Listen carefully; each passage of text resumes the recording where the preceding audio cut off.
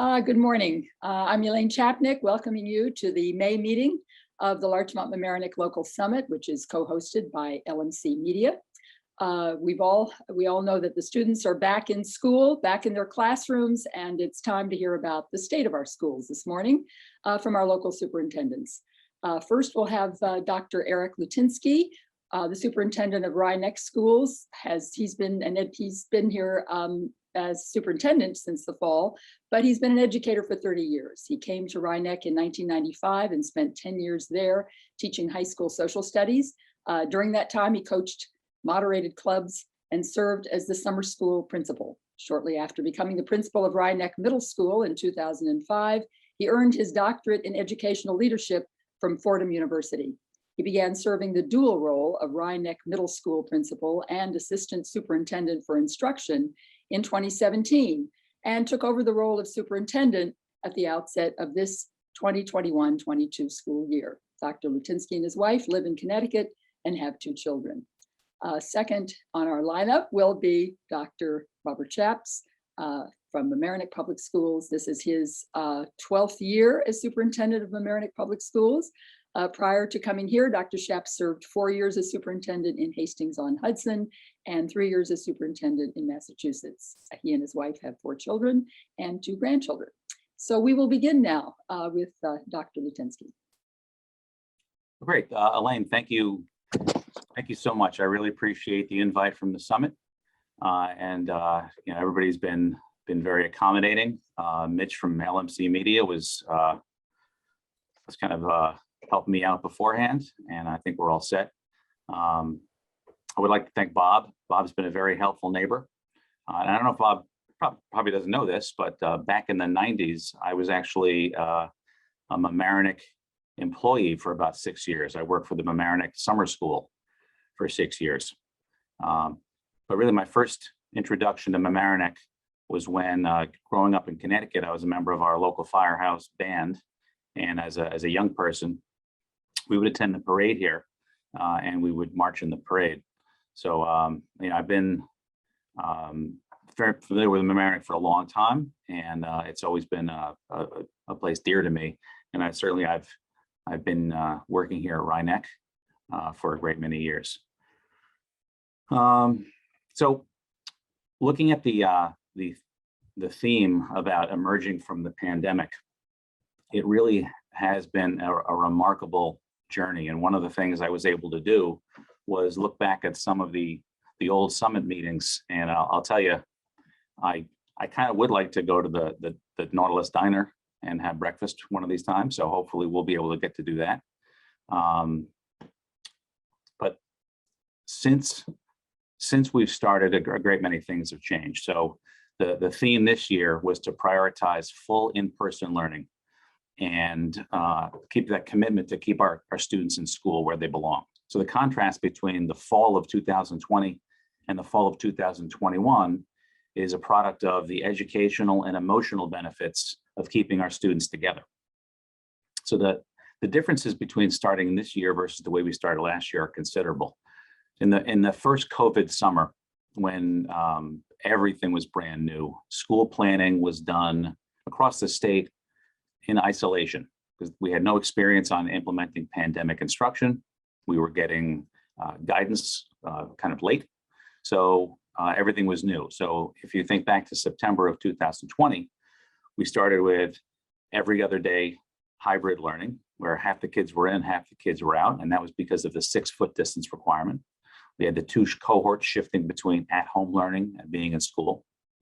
We had masks all the time indoors. And even if you remember outdoors while we were close together. You couldn't get in the building unless you did a temperature check at the door. You had to fill out a health screening questionnaire.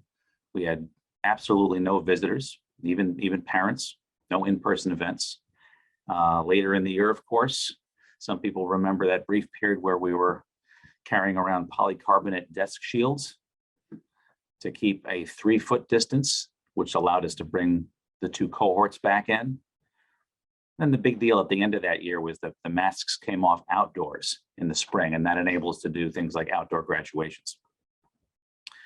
However, this year we were able to plan for our 2021-22 school year with a greater emphasis on the experiences of our students, the experiences of their families, and of course, our teachers. So I said before that we emphasize in-person instruction. So we only use remote instruction when necessary because it has shown its value as a supplement, but not as a replacement for in-person learning. We've kept the emphasis on being clean, whether that's in the buildings, hand hygiene.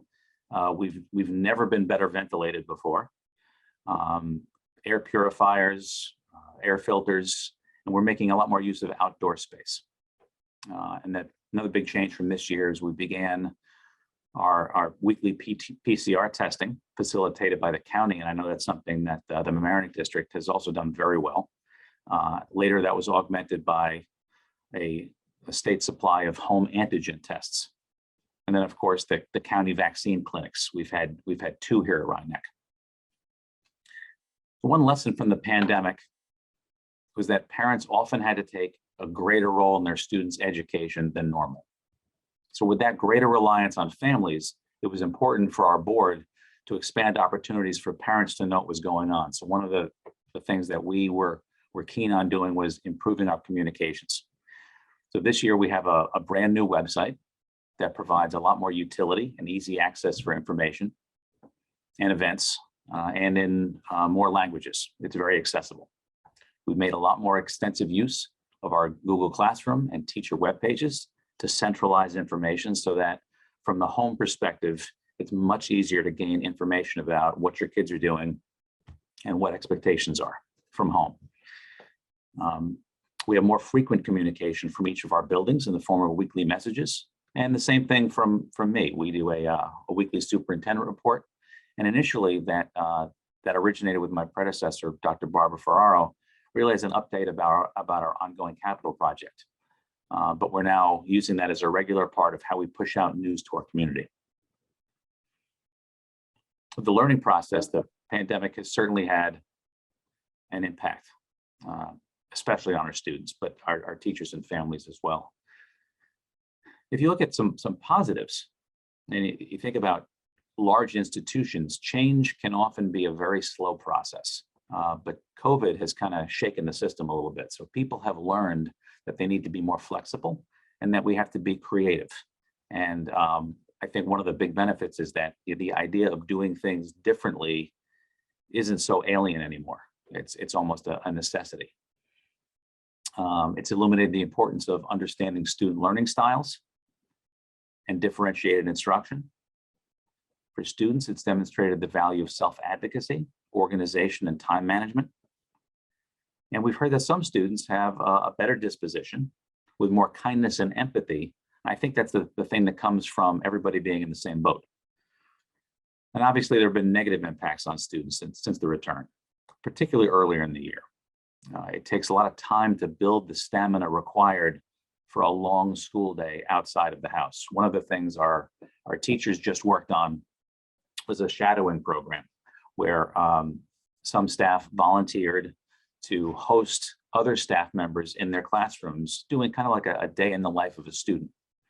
And one of the first things that became evident was the stamina it literally took to sit in a chair at a 42-minute per period clip throughout the day. So it takes time to build that up. The loss of routine has led to some disorganization, and then unstructured time, just going out to recess and being with other students. What do you do? How do you interact? That's a skill some of them had to either learn or relearn. Instructional time is now back to normal. So our staff has been busy identifying and closing gaps in content and skills. And the students have suffered varying degrees of trauma. Some have experienced a lower frustration tolerance, confusion, sometimes fear, for example. And often you can't explain why those things happen. There's no cause or warning, and that kind of adds to the unsettling effect. So how have we addressed those concerns? That was a key part of our planning this past summer. Like I said, a big change from the previous year. So instructionally, we've added a lot of support staff to make sure that we're covering the needs of all learners, both academically and emotionally. Academic intervention service staff, for example, special education staff, including resource room personnel and teaching assistants. We've added an English as a new language teacher. For mental health support, we've added a K-5 guidance counselor, a district-wide bilingual social worker, something Rhinebeck has not had before, so that's been a key addition. Mental health training for our students and staff. Things like intramurals for grade 6 to kind of bring life and fun back into their day. We've restored funds for clubs and extracurriculars. And I think one of the biggest things is the slow crawl back into in-person events. So most recently, we've had one of our traditions here is our big 4th grade circus. So that elementary concerts, our high school theater event, we just finished Les Mis. We're just starting Mary Poppins for our middle school. We've had science Olympiads, science and technology fairs, community events like Poetry Live at the Emlyn Theater. That return to normalcy is having a very noticeable effect on the demeanor of our students and staff. We added summer programs for all 4 of our schools, and that included enrichment opportunities, remediation, and credit recovery for our high school students. We're doing that again this summer, using some of the lessons we learned from last summer about what worked and what kind of schedules work for families. But being back in school has really had an enormous impact. We finish our year with what we call senior exit interviews, where the superintendent and the high school principal meet with the entire senior class in 10 student groups. So it takes a little while, but it's very well worth it. And they are already talking about some of their mental health challenges in the past tense. So just letting them talk, you get the impression that they're moving forward. The end of the mask mandate was very well timed to coincide with spring, and that improved everyone's outlook.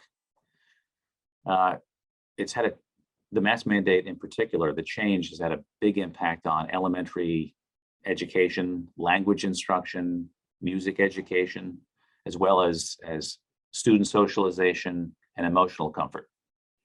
And of course, having our students and staff immersed in the social environment of a school has restored the vibrant pre-pandemic tone of our schools. So looking ahead for the rest of this year, I mentioned return to in-person activities. So our PTSA outdoor event, which is called Spring Forward this year, is at our K2 Daniel Warren campus. And that exemplifies what they and our other parent groups like our Booster Club can do for our students. Our students are about to begin their senior internship program, which is probably one of the most valuable programs we have, where they go into and outside of our community and work as interns and learn more about themselves and their interests. And that really helps shape their future. The senior exit interviews I just mentioned are ongoing. They're an extremely self-aware and articulate group, and they're telling us how they made their decisions about life after high school, what stresses them and what excites them. We ask them about what good teaching is, and they tell us about teachers that they trust, people who are empathetic, and those who seem to have a real passion for their coursework. Our high school is currently in the midst of its independent learner program. They're doing their culminating presentations right now. That's available on our website. That's part of our school-wide enrichment model, guided by Dr. Valerie Feit, who's actually retiring from Rhinebeck after more than 20 years at the end of this week. Our DEI committee began their work this year and has been meeting monthly to lay the groundwork for recommendations for change at the end of this year. They're focusing on ensuring a welcoming and affirming environment, and that kind of goes along with our return to in-person learning. So our next meeting is later this month, and we're going to be unpacking results from a student climate survey. Yesterday, I was outside for sports. There's a few things better than going outside to see hundreds of students and parents enjoying contests outside. It helps round out the day, and that infusion of cathartic physical activity does wonders, whether you're playing or watching. We're meeting with our new architects on outdoor spaces. Again, I know that's something that Mamaroneck has been able to do. We're looking at taking some of the spaces that we just wandered into outside of our buildings during the pandemic and turning them into better usable spaces for more continued outside learning. And then, of course, at the end of the year, we've got our graduation and moving up ceremonies. And we're very thankful to Mayor Murphy and Chief DeRuza to help us facilitate things like our high school awards parade, which goes from the harbor down to our campus. One of the big things that we're very excited about here at Rhinebeck is the completion of our capital project, which in a way, it was good at times that the capital project coincided with the pandemic because our campus was less crowded and they were able to get things done without so many people being in the way. So our roofs were completed first around the district, but the two big projects were our middle school gym and our collaborative science center. So our middle school gym, and now I was middle school principal for 16 years. So the minute I leave, we get a brand new gym, but that's okay. We've had one gym on our middle school, high school campus. So this is a combined campus. Having a second gymnasium is a big game changer. In addition to adding extra space, obviously for phys ed, for sports, we were able to use it for events like our opening 6th grade orientation, and even our mid-year county vaccination clinic. The new building also allows us to more effectively schedule courses for both schools without the logjam of having to schedule a single gymnasium. And then the final phase of our capital project is our brand new high school collaborative science center, which opened on January 31st at the start of our second semester. We're very thankful to have one of our graduates, who's a doctor, a brain scientist, and a philanthropist, as the speaker at our ribbon cutting ceremony. It's a 2-story addition that has 8 very large new classrooms dedicated for specific sciences like biology and earth science, for example.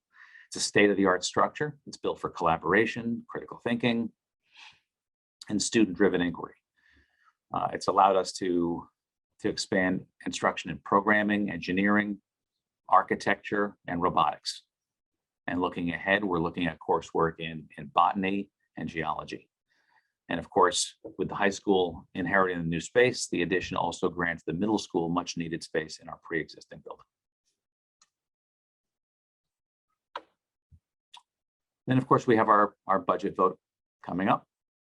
So our goals for this year, included in our budget, are an 11th consecutive year of tax cap compliance, courses that meet the needs of all students, favorable class size, making smart use of shared buildings and shared staff. So again, we have one building at each grade level, and our middle school, high school share a campus. So we share a great deal of staff. So we get a lot of efficiency out of making sure that our schedules interlock. Extracurricular opportunities, and of course, making use of an increase in state aid for mental health and social emotional resources. So our basic budget numbers are, we have a $47.5 million budget.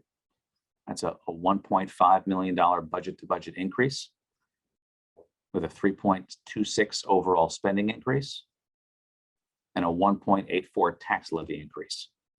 And the highlights of this year's budget include an increase in technology investment, taking advantage of the fact that our staff has become far more adept at the use of technology. That was one of those positives I was talking about. Out of necessity, we're a lot better at it. We've been conducting surveys this year that coincide with New York State's push for digital equity to make sure that hardware and Wi-Fi are broadly accessible to our community. And new staff. I made mention that staff was made possible in part by grants. So what we're doing in this year's budget is we're including for the long term, we're including staff like our new social worker, our elementary counselor, E&L staff, AIS staff into our budget for the long term. We're also adding integrated co-taught special education teaching for our 3-5 building, FE Bellows. We're adding staff for a freshman seminar to facilitate dialectical behavioral therapy, which is a way of coping with emotions for our high school students. We're adding a brand new role for, again, another thing we're adding as soon as I leave, and an assistant principal for the middle school and high school. That'll be very useful because what that'll do is that'll allow our principals, neither of whom have that kind of position at their disposal right now, it'll allow them to concentrate a lot more on instructional leadership and education. Dr. Lutinski, can you sum up? We're running a little late. Can you sum up, please? I'm there. Okay, thank you. So to conclude, we've had many analogies about the pandemic forcing us to work together for common goals, but they're all true. Schools don't manufacture anything, they bring people together. So our extended COVID experience has required us to do a lot of heavy lifting, and that's combined efforts by families and students, our board and our administrators, our teachers and staff, and we've really pulled together to create a success out of a tragedy. Bob? Thank you. Thank you, Eric. And certainly it's a pleasure to be here and sharing, I would say, time with our community partner school district in Mamaroneck. And I would say, similar to Eric's opening comments, it's been a pleasure to serve the community of Mamaroneck and Larchmont and be a part of the school system and broader community for 12 years. Time does fly. I want to kind of start off by just acknowledging, I know that Westchester County Exec George Latimer is participating. Just wanted to give a shout out to George, to Senator Shelley Mayer, and some even Steve Otis, certainly on behalf of the Mamaroneck school system and Mamaroneck as well, for their support this year on so many different fronts. The leadership around the COVID response, support for the vaccination clinics in our schools, but taking us back, and it's hard to kind of frame this year, but I just want to remind our audience, as everyone knows firsthand, that we started the year with unprecedented challenges. Not only did we have continuing challenge around COVID and operating schools under a pandemic, but Tropical Storm Ida really on the heels of the start of the school year really changed the trajectory and our focus in so many different ways. All in all, we've been impacted about $3.5 million in damages and loss of materials and resources. We had a large number of families and staff members, students displaced in the first part of the year and continuing. There was certainly, I would say, a period of traumatizing events relative to the storm and the pandemic. And that really led to a cascade of mental health and emotional issues that we still, as Eric has talked about, are challenged by in terms of helping and supporting all stakeholders. Adding to all of that and trying to kind of have a quick turnaround to open schools, and really impact, the greatest impact to Mamaroneck High School and Mamaroneck Avenue Elementary School was to just have kids be able to come back and celebrate the joy of returning to school. In September, we also had an unprecedented number of unaccompanied youth arrive in our community, in both of the high school and elementary school. So just added to what I would say is the list of challenges for the school. But we rallied together, the community, I would say in terms of success, really made an extraordinary commitment to help those in need. And for some reasons, I would say for many reasons, it really was a celebration of who we are as a community and what we believe in and our values to make sure that everyone was taken care of. I would say that, as Eric mentioned, our focus coming of the last year was to say, how do we create a normalized experience with a continuing pandemic? And those are two kind of different ideas, but I would say the nimbleness and the flexibility of educators, the creativity of administrators allowed us to kind of promote that sense of normalcy, which I think has been the greatest success for for our school system this year. We've had great partnership in our families. We've had over 3,000 participants on a weekly basis up until the last month in our weekly surveillance testing program, which is extraordinary, that helped create safe conditions. And like Eric, we've hosted a number of vaccine clinics and have great participation. Looking back, it's amazing because not only did we have a remarkable year last year during the pandemic, we actually had made academic gains. So where the nation talked about COVID slide, we saw academic progress in all areas of the school system. We were able to be creative, continuing with live music in our schools and virtual music. We were able to support a beginning music program virtually, which is just unbelievable at a time where students really are used to coming in to be seated next to an instructor. We're learning to play music online. And so we learned a lot. And I think I wanted to say that for us, many of the lessons learned from last year allowed us to incorporate new practices and new approaches into this school year that will continue and beyond. So the lessons learned from the pandemic has strengthened our approach to teaching and learning and how we meet the needs of students. I also want to give a shout out to Dr. Nora Mazzoni. She led our crisis team right at the beginning stages of the pandemic. We organized a crisis team anticipating the impact on our families and our students and staff. And that crisis team has been remarkable in bringing together resources and supporting families throughout, and will continue. And we've learned a lot from that. We see that as a point of strength.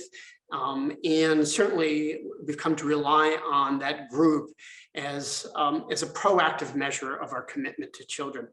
As Eric mentioned, throughout this year, we have been concerned about the emotional health and the mental health of our students. And so we really emphasized through the summer, both enrichment experiences, but also this year, academic programs like introducing an advisory program in the middle and the high school to really personalize the kind of relationships between our faculty and students. And we look to kind of build on that first year implementation and continue that program in the following years. There's been a lot going on in the pandemic. We've continued to invest in our dual language program that is now really in both elementary and middle schools, and we look forward to expanding that program into high school next year. It's amazing that it'll be 10 years for that program. We have about 480 students in grades K through 8 who are in the program, really roughly the size of Central Elementary School. And so it's been thrilling to watch that program unfold. I think this year also, we've tried to really get back to, as Eric said, the typical experiences of extracurricular clubs and activities, of musical productions, and concerts and plays. We also have emphasized and continue to focus on authentic learning. Several weeks ago, we had our high school teachers come together to really talk about the vibrant programs that allow students to take their knowledge and skills and really apply their learning in real world situations for problem solving. So our original civic research program, our original science research program, our design program allows students to really make connections between what they do in the classroom and the real world. And we're continuing to say, how do we expand that in years ahead, and so on and so forth. So a lot of things happening that we're very proud of, and I want to be considerate of the time and really move on to our budget that will allow for questions by our participants. We are this year presenting a budget that is under the tax cap. Over the last several years, for a series of challenges in terms of enrollment growth, what I would say our challenge in terms of the tax cap, we have been working with overrides, but this year our budget is under the tax cap. It supports our focus on continuous system improvement and investment in staffing and programs for students. And so we're very proud of it. I think mostly our budget this year is driven by non-instructional challenges. What I would say that is the resources for special education and student support programs, budget growth in contributions to teacher retirement and purchase services, and transportation, which, as we all know, has been a regional, if not national issue. So a lot of our growth of the budget is tied to what I would say non-programmatic issues. The budget for us is $149,662,400. It's about a 3.26% budget-to-budget increase of $4.7 million. The tax levy increase is about 2.39%. And interesting enough, we anticipate that our tax rate will decrease to support this budget. All in all, I think, under the umbrella of continuous system improvement, we continued to expand our math pilot, the Bridges math program, which has had great results in the first year of implementation. We're expanding our next generation science program, Science 21, through the 5th grade now in terms of the rollout. We're reintroducing AP statistics, a course that we had for many years that we're bringing back. We're going to continue to support the efforts of our multi-year equity strategic plan through our goals and initiatives. Focus on sustainability. This year, we've explored a partnership with a local farm to see if we can create a satellite campus for our students to really support our interest in redesigning our high school elective courses for social justice around food justice and sustainability. We are really, through a focused effort on our STEM program, we are introducing a STEM K-12 leadership director position and investing in 2 elementary STEM teachers to really kind of, what I would say, connect our elementary experience with our vibrant middle school and high school program.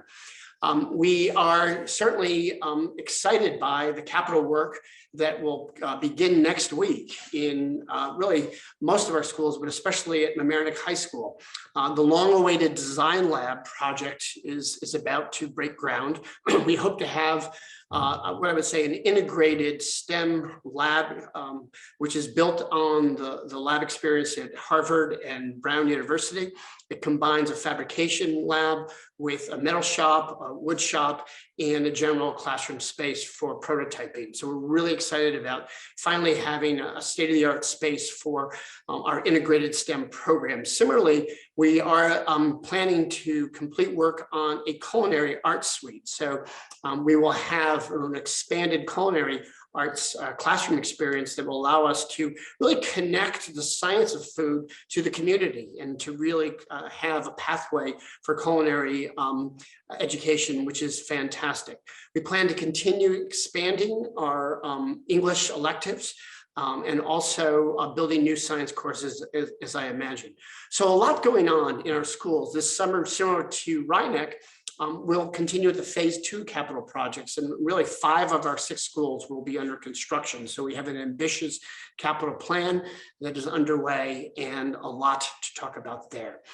We are also, early on in the year, I had the opportunity to present a leadership study for the future and made a recommendation to create 6 director positions that will offer what I would say is specialization, program oversight, and program development over the next 3 years. And so in addition to the K-12 director of STEM, we're going to, this budget will support a grade 4 through 12 humanities director.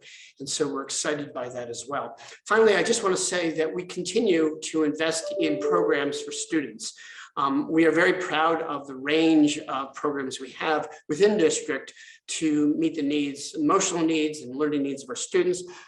Several years ago, we introduced at the high school an emotional support program, and based on that success, we're going to pilot a similar program at the middle school.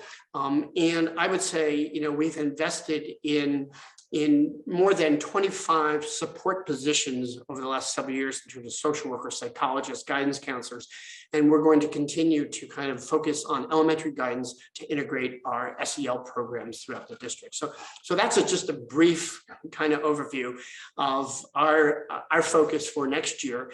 And I just want to say that we have returned to normal in the sense that that sense of joy, that welcoming environment for our families to come back into the school. Some parents seeing their child's classroom for the first time in 2 years, that it is a celebration, and we have a lot to be thankful of, and we're very proud of the way that our staff has been resilient and focused on teaching and learning during this challenging time. So thank you.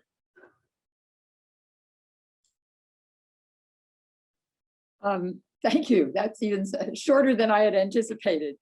We have a lot of time now for questions. I don't see any questions in the chat, but if anyone has a question, please use the bar at the bottom to click the raise hand sign, and Mitch, you can call on them as they come through. Any questions? Okay, no hands up at this moment. Oh my goodness. Oh, wait, there comes one. We have two. All right, first question, first hand up is Marlene Colbert.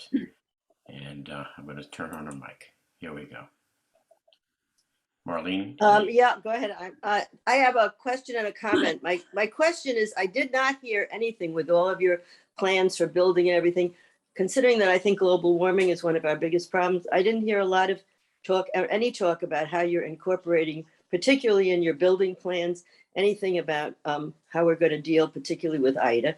And the comment I want to just make it to Dr. Shaps is that all of us on the summit saw the group from Okra.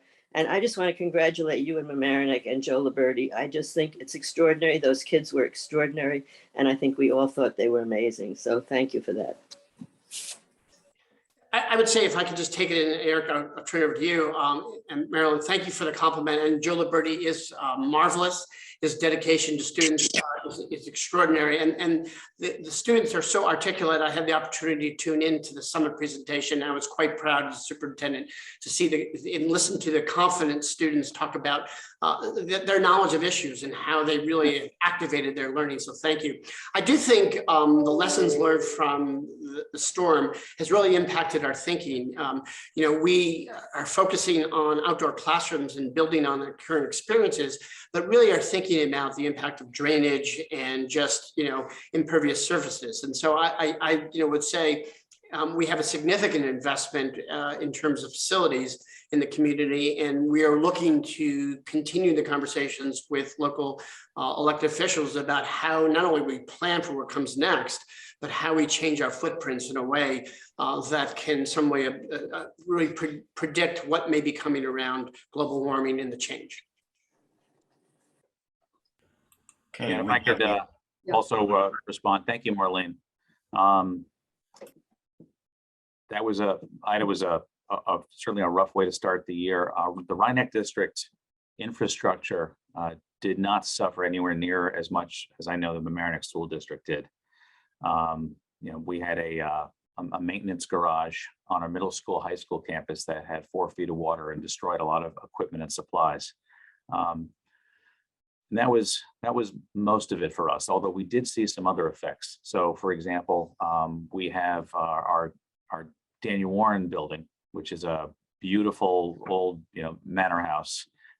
The original slate roof, which is over 90 years old. We started to see some chipping and had to have it replaced after Ida. We also had to do some work at our F.E. Bellows Elementary campus for drainage in the front of the building right on Carroll Avenue. So one of the things that the board is putting forth this year is a capital reserve fund, something that Rhinebeck has not had before, that will help us deal with those kind of contingencies moving forward. So although we were lucky, we're still planning for the future. Okay, we have another question from Senator Shelley Mayer. Good morning. Good morning. It's great to hear you. And can you hear me? Yes. Yes. Oh, and Elaine, thank you for this and to the having these superintendents. One thing is very rewarding to hear that the funds that we all fought together for have resulted in tangible ability to hire people that meet the needs of your students. But I just wondered long term, I mean, such positive reports from both of you. It's wonderful to hear, but we know these mental health challenges continue. What your long-term strategy is on addressing the mental health needs of your students in recovery from COVID, and whether you have any thoughts on the best way to handle that for your particular districts. Good one. I can start. And first of all, I want to say thank you, Shelley. Shelley was one of the first people that I met here over the summer. She came in and took a lot of time along with some of our other leaders like Steve Otis and George Latimer, and we talked a lot about needs. So I'm very thankful for the partnership right off the bat. Yeah, that's a great question. I think one of the things, if you look at the the traditional role of the brick and mortar schoolhouse is reading, writing, arithmetic, and that has certainly changed over the years. We offer so many more services, before and after school services. We are food facilities. We are medical facilities. We are year-round facilities, and the pandemic has accentuated our mental health responsibilities. So, looking at the inherent abilities of our staff, one of the things that we've concentrated on this year is revamping our staff training on recognition of signs of mental health distress. So we piloted some things this year that we're going to be putting into place at the beginning of next year to make our teaching staff, our teaching assistants, whomever works in the building, better at recognizing signs of trouble. Not that they have to be experts, but to be able to point them towards someone who can help. Our counselors and psychologists have certainly been busy, and that's something that I think the future of mental health improvements could focus on is, yes, we have shortages of everyone these days: bus drivers, teachers, administrators. The same is true for mental health professionals. So I think long-term improvements in attracting people into the mental health profession, I think that's going to be critical going forward. And I would just add, Shelley, that number one, I think the hard part here is we don't know what's to come, right? I mean, we're certainly dealing with the here and now and seeing the signs from what's happening with students and families, but how do we predict the needs going forward? So for us, the first is to really kind of expand our successful programs and to really anticipate the needs and the trends that we see relative to students. Second, I think we've really shifted the last several years pre-pandemic to focus on the unit of the family, right? So making connections between the needs of the family outside of school and not just looking at the child as the center to this, because we know that families, the components of families and the situations, circumstance really is connected to the well-being of the child. And so through what I would say an array of staffing, we really coordinate and really try to understand and support families throughout the year. I think the third thing is really investment in program, getting kids to have positive experiences, really connected to school and in relationships with adults. In some ways, to me, is the most, I say, critical strategy, because we know when we analyze and track participation in activities, connect kids to positives, that has a tremendous impact of their mental health, their interest in coming to school, and so on and forth. And so it really is a multi-layered approach. But it starts with knowing our students. And I think for a school system that has 5,400 students, what I'm so impressed by is that our administrators, our staff, our support staff really know our children well.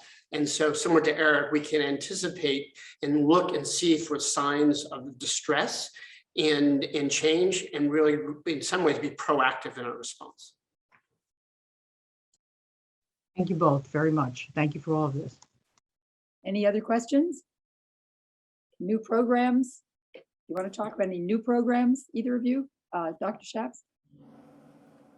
Yes, I mean, I always like to talk about programs. I mean, we are and have been focused on sustainability, and I would say we're continuing our partnership with the town of Mamaroneck around the Love Your Food grant and working to strengthen that, what I would say, connections around local food production, and in finding ways for kids to kind of focus on food justice in the middle school and high school as well, our elementary. So for us, it's really kind of continuing to expand opportunities around sustainability, investment in, again, STEM programs. And so we're creating STEM classroom spaces in our elementary schools that will provide for what I would say instruction at all levels, which we're excited about. I think the other thing is that we're anticipating the strengthening of our, I would say, pathways through the construction project at the high school, but looking at the middle school for opportunities to expand elective opportunities for all students as well. So for us, it's as much as connecting what happens in the elementary to the secondary experiences to strengthen this for everyone. Okay, we have County Executive George Latimer has his hand up.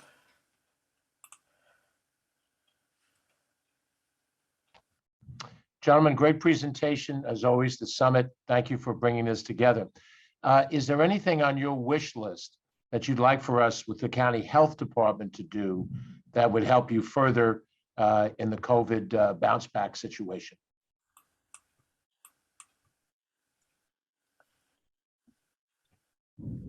Like, first of all, I'd say the county has been remarkably helpful throughout. What a lot of people don't know is that our local superintendents, met every Monday morning with George and his team, and at Rhinebeck, we have 1,500 students. We're on the small side as far as Westchester goes, but we were able to host 2 vaccine clinics, and those were well timed and run as if they've been doing it for years. And then, of course, the facilitation of the weekly PCR testing has been critical. So I would say the continuing the vaccination clinics, and I know those are a big deal. It's a lot of. It's like a moving pit crew at a race. But it's very important because parents, we tell people how to access different services, but when it's brought right to your school, it's an extra impetus to get it done, and it makes it a lot easier.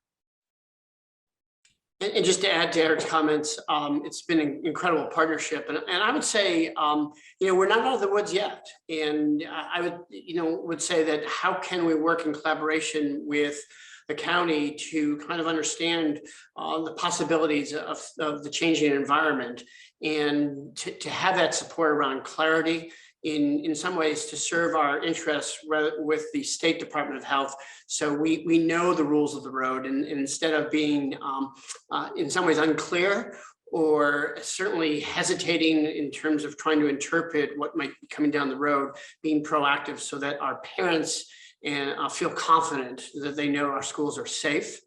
And I know that there's been a lot of conversation, George, about federal funding opportunities that from this past year and a half that still may be able to going forward.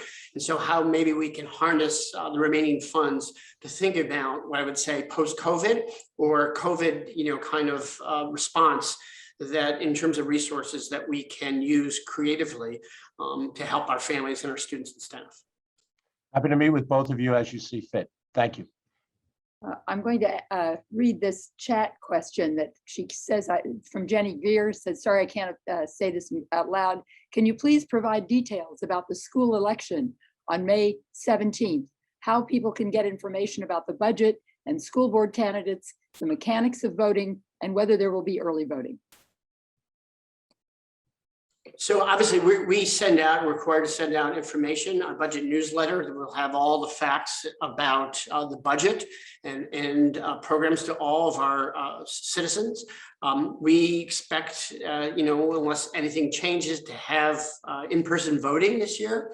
And the ability for individuals to register to vote through our district clerk. A lot of our information is on our website, and we'll continue to send out information to the broader community about the upcoming budget vote and trustee vote. Eric? Yeah, same at Rhinebeck. We are open all day, 7 a.m. to 9 p.m. at our middle school, high school campus. The governor extended the exception for absentee balloting. So fear of COVID is still an acceptable reason to request an absentee ballot. So the voting is very accessible. And as Bob said, you know, our website is a key avenue for information. So where to vote, how to vote, and anything you want to know about our board election, our trustee election, or the budget vote is on our website. Okay. Any other questions? Can you speak briefly about preschool programs, each of you? We have one hand up also. Oh, sorry. It's okay. Take the I hand. can talk about preschool. We are anticipate to continue with the long tradition of our universal pre-K program. I would say over the last couple of years, we've seen a slight decrease in the total participants, somewhere in the vicinity of 80 to 95 students. It's a half-day program. And we have a wonderful partnership with the Westchester Guidance Center, and looking to continue that program, and very proud of it. It's I would say in the last 8 years, it's been housed at Central Elementary School. And it's been, you know, certainly that program has been integrated as part of the Central Elementary School itself. Eric? Rhinebeck does not have a preschool program, but we do have a strong, that's what our K2 principal does. We have a very strong relationship with our local preschools. So the induction into kindergarten is facilitated through our K2 principal. Okay, thank you. Sorry. Mitch, you said there's another question, a hand up? Yes, we have Maureen Colbert. Sorry to be so, but I have, just want to say that for anybody who's interested in the school board elections, watch the League of Women Voters websites, because if there are any contests, we will be sponsoring discussions and on LMC. So watch for that. And the other thing I was just curious about, the whole college furor has just ended. And I was just wondering if you gentlemen would like to talk about were your students successful? Oh. Good. Eric, you want to speak on that? Yeah, so I think I had mentioned our senior internship, our senior exit interviews. All right. And we begin by asking them about what they're planning on doing afterwards. Some work, a lot of college, and what kind of elements go into their decision-making process. So the one thing we know about this class of 2022 is that they're facing a lot more competition. So there are students that deferred going to school because of the pandemic for the year. So your average application groups for each school are much larger. But the same kind of things that make a successful student applying to a college are still true. Colleges, the difference between college and K-12 school really is the independence of the student.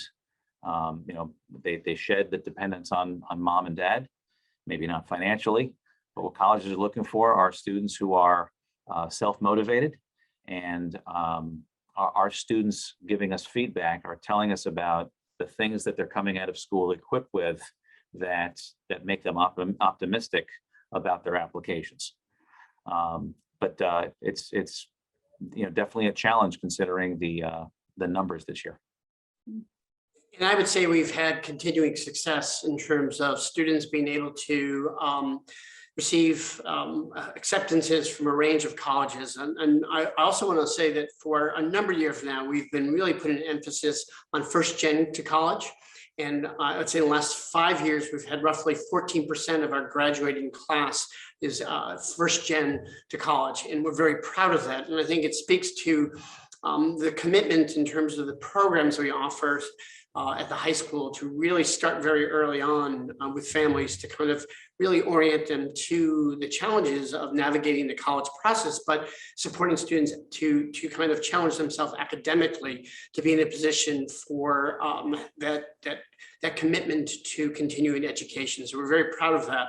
I would say also, I think it's important that we need to recognize that the challenges around from the pandemic and the economy, that we want to help students with the kind of myriad of issues around financial viability and how they deal and make choices around local schools, state schools. And so our effort has been to find creative partnerships to help students be successful, because it's not just getting in, it's being able to stay in school and meet the financial challenges as well. But overall, it's been good. And then finally, I just want to say, we really believe that investing in authentic learning experiences, giving kids to really kind of go in creative paths like civic research, like PACE, allows them to really shine when it comes to their peers in applying, that they really be able to show their passion, their knowledge, and move away from what I would say the traditional metrics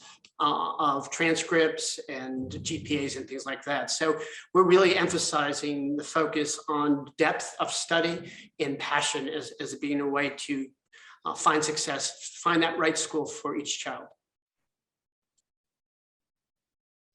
Great. Any other questions? We have no hands up at this moment. I am No questions in surprised. the chat. What is the size of the graduating class? I'm just curious in each case. Seniors, how many seniors in each school? 107. I think we're close to 400 students, or maybe a little bit above, 425. Wow, okay. Big difference in the size of the schools, it's true. But Yes, it's part of our budget, typically our enrollment, where we see a stable enrollment K-12.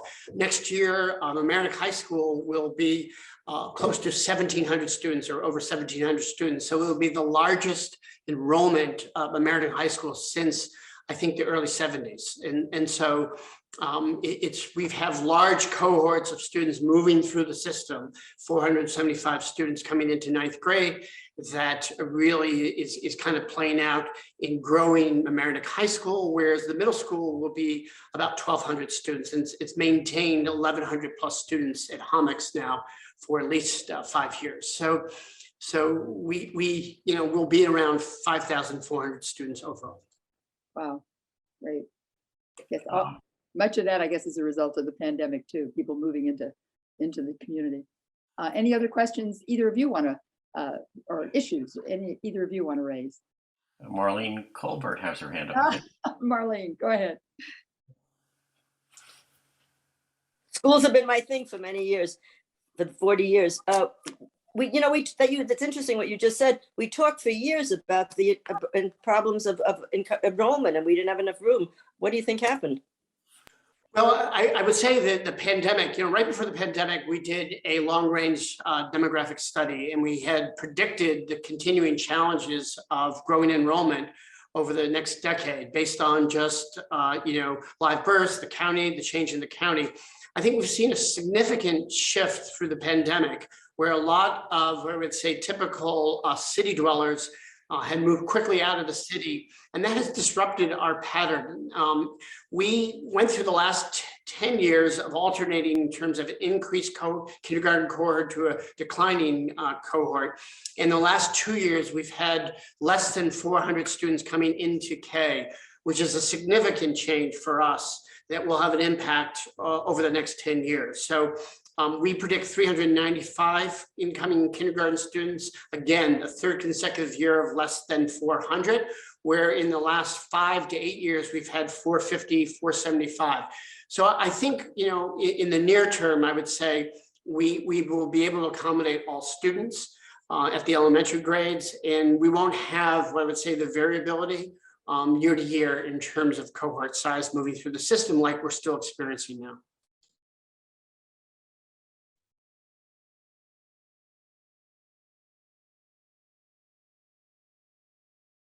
Eric, do you have any experience on that as well? our enrollment is going to be stable. Since I've been here, we've shifted a lot. I said 107. That's kind of on the small side of late. We have 152 students in our ninth grade right now compared to that 107. So proportionally, that's a big difference. But since I've been here, our K2 building, Daniel Warren, we rented that out when I started here. We were graduating classes in the 60s and in the 70s. So to go from 60 to 70 students to what we have now has been a big change. So incrementally over time, we've reclaimed the Daniel Warren space, which we rented out. When I started as middle school principal, it was a 5 through 8 school. So we shifted the 5th grade down to our current 3-5. And we've done some construction over the years. Well, we've added kindergarten classes, we've repurposed spaces. And then, of course, as I mentioned, our recent addition is going to be not only an improvement in terms of physical space, but in terms of the capabilities of what you can do instructionally with that space. The kids are already talking about, in terms of mental health, they feel better being in the new space. A lot of our high school kids are saying, this feels like college. But in terms of numbers, we're going to be pretty stable. Well, it's 9 o'clock, 9:01, so we need to wrap up, and I want to thank everybody. Thank you, Bob and Eric, for your great presentations. Thank you for the questions from the audience. I want to encourage everybody to come to our next meeting, which would be on May 10th, where we're going to talk about housing, all the issues relating to housing, which is so key and crucial nowadays in the county and everywhere. Thank you again for your presentations, and thank you all for your attendance. Goodbye. Thank you. It was great to participate and just share our vision for the next year, as well as talk about the challenges of the pandemic. So thank you for the opportunity to speak to the summit. And once again, Thank you. Elaine, thank you to the summit. Thank you. Goodbye, everybody.